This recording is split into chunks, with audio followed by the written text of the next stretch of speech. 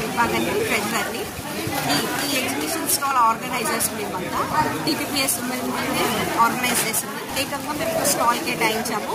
ఇక్కడ handloom blazers అమ్ముతున్నాము.